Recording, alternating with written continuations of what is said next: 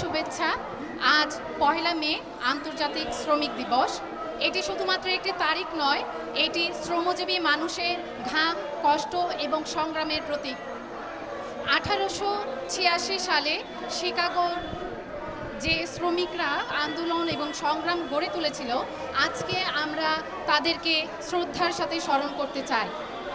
অত্যন্ত দুঃখের সাথে বলতে হয় যে 139 বছর পরে এসেও বর্তমানে আমাদের শ্রমিকের যে তারা সংগ্রাম করেছিল ন্যায্য মজুরি, ন্যায্য অধিকার এবং নির্ধারিত সময়ের জন্য, সেটি বাস্তবায়ন হয়নি। এখন বর্তমানে ওভারটাইমের নামে অতিরিক্ত সময় তাদেরকে কারখানায় অবতরণ করতে হয় এবং তারা সেই সময় যে কাজটুকু করে সেটির ন্যায্য মজুরিও পায় না।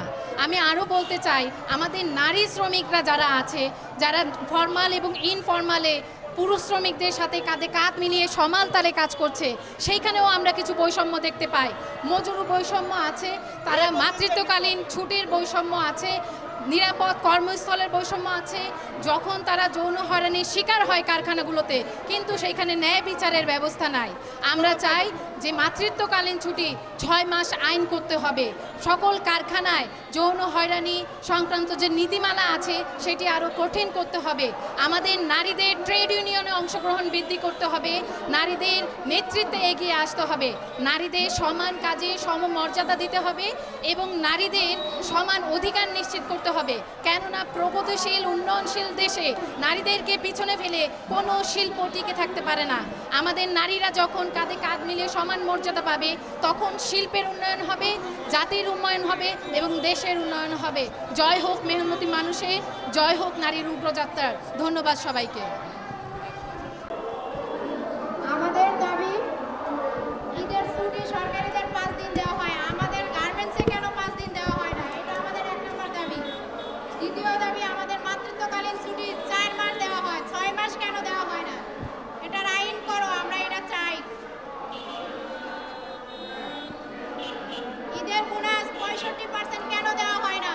এটাও আমাদের দাবি।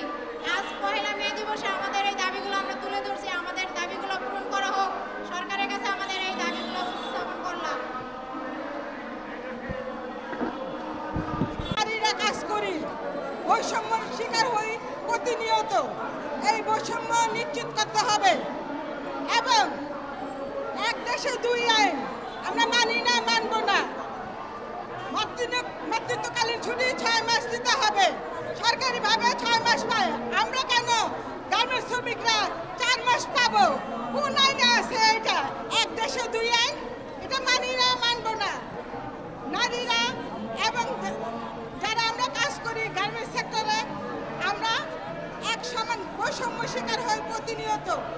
ছেলেরা কাজ করে এবং মেয়েরা কাজ করে, সেইখানে নারীরা কোনো ছুটি ছাটা পায় না ঠিক মতো।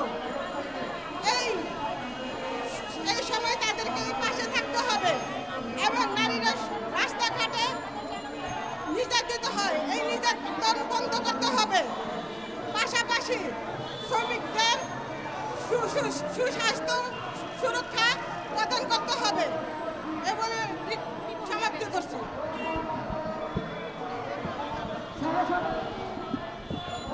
আমাদের শ্রমিক নিয়েই আমাদের কথা হয়, কিন্তু শ্রমিক যখন একটা ফ্যাক্টরিতে বেতন পায় না, শ্রমিকের পেটে যখন আগুন লাগে, এটা কিন্তু আমরা কেউই দেখি না।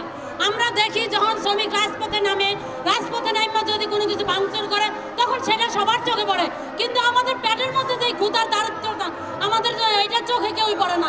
তখন শ্রমিকেরকে লাল কালি দাগ দেওয়া হয়। এটা কেন দেওয়া হয়? একটা শ্রমিক অযথায় কখনোই রাজপথে নামতে চায় না। এই একটা কথা। আরেকটা কথা, যে আমাদের মাতৃত্বকালীন ছুটি 6 মাস দিতে হবে, এটার জন্য আমরা দীর্ঘদিন ধরে সংগ্রাম করে আসছি, কিন্তু এখনো বাস্তবায়ন হচ্ছে না। কেন? এটা কি সরকারের কানে পোষাচ্ছে না? আর কি করলে পোষাবে? রাজপথে নামলে কি পোষাবে? 24 মার্চ 24 সময় যে আন্দোলন হয়েছে, এটা কি আমরা এখন করতে হবে? আরেকটা বিষয় হয়েছে যে একটা মামলা নিয়ে দীর্ঘদিন লড়াই করতে হয়। কেন? শ্রমিকের জন্য এখনো কেন দীর্ঘদিন রাজপথে লড়াই করতে হবে? আইন আদালতে দৌড়াইতে হবে। আমি চাই একটা মামলা 1 বছরের মধ্যে নিষ্পত্তি করা হোক, এটা নিয়ে যেন দ্বিতীয়বার আর লড়াই না করতে হয়।